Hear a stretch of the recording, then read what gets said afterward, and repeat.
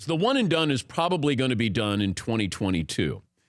So you got a couple of seasons, and then all of a sudden, you're going to have players go right to the tournament. But you're not going to have a Zion Williamson. You're not going to have that. You're not going to have a Carmelo Anthony season. Even Marvin Bagley, for that matter. But you're going to have players who are going to stay at least 2 years. Now, you might go the continuity of college basketball. You might get to know these players, but you're not going to have the true stars. And that's why I look at the one and done maybe differently than most people. I'm glad we have a one and done that I get to appreciate these guys for 1 year. Because if you look at it and you go, okay, I can have Zion for one or none. I'll take the one. Even though I want these kids, if they want to play in the NBA and that's what their major is and that's what they want to do with their life, go. We have to figure out some things, though, because if you fail there, then what happens? Is there some kind of net underneath you that will catch you, and then maybe I don't want you to make a mistake at 18 that's going to affect you the rest of your life. And you have people, seedy people around these kids who all have their hand out. They all are going to, everybody is going to play in the league. Hey, you're good enough to play in the league. Not everybody is. I mean, you could look at guys and go, how is he in the league and that guy's not in the league? And that's what I'm trying to say. It's not an exact science here.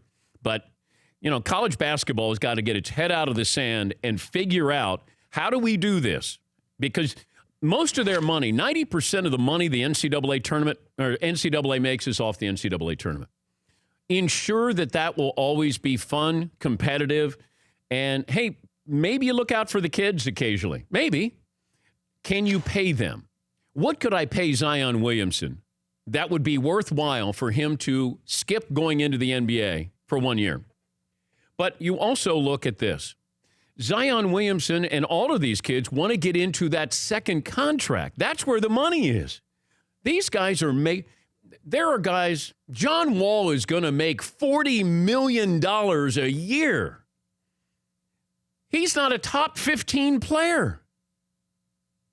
They want to get into that second contract. The sooner you get in, the sooner you get to that second contract.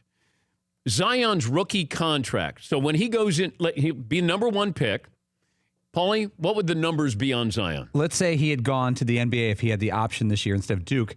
He would have made $6 million year one, $7 million year two, $8 million year three, all guaranteed. So you're looking at 22 million bucks. $23 million guaranteed. And just for an option, let's say you're a top high school player, amongst the top high school players, and you think, I'm going to go in the 15th pick of the lottery or go to Syracuse. Hypothetically, if you were the 15th pick this year, you get $2 million, 2.4, 2.7 guaranteed, or 1 year of college. Even if you're the 15th pick, you're set for life generally. Yeah. But let's say it was the open market for Zion, and any team in America could say, all right, we want you to play for 1 year. What's he worth to Oregon, Kansas, Duke? I mean, imagine if the hometown discount at South Carolina and he played there, but you had to pay him. And some booster goes, all right, $15 million. I mean, what's he worth? $20 million? That's must-see TV. For more Dan Patrick Show, tune to Audience Channel 239 on DirecTV or download the Dan Patrick Show app.